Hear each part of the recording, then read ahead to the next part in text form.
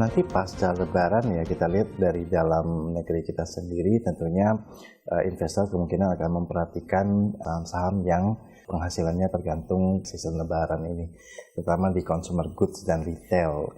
Nah, ini akan menjadi satu fokus setelah Lebaran ini untuk earning kuartal ketiga nantinya. Nah, dari eksternal itu untuk Fed rate ya, Fed rate itu masih akan menjadi fokus. Kita lihat juga Fed rate tidak akan cepat untuk dinaikkan, ya, terutama setelah Brexit. Ini juga kemungkinan FOMC meeting berikutnya ini tidak akan terlalu tergesa-gesa menaikkan suku bunga di Amerika. Secara makro, Indonesia saat ini kita harus jujur ngomong memang sedang mengalami masa kontraksi pertumbuhan ekonomi ya.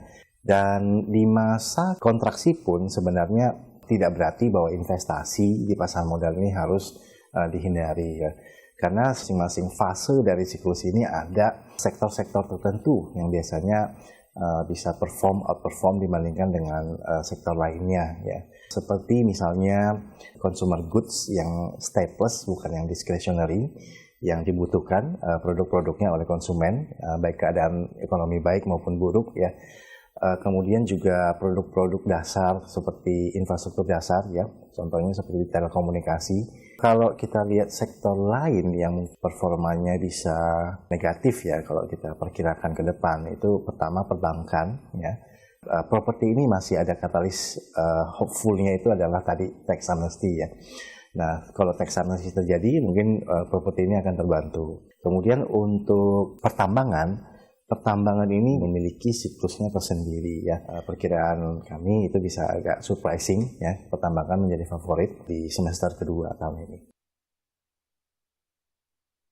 Kalau investor yang ingin memanfaatkan misalnya momentum nanti tax amnesty, nah itu mungkin bisa mengincar saham-saham properti yang cukup baik ya, yang kalau bisa itu utang dolarnya jangan terlalu tinggi ya, misalnya DSDE itu cukup baik.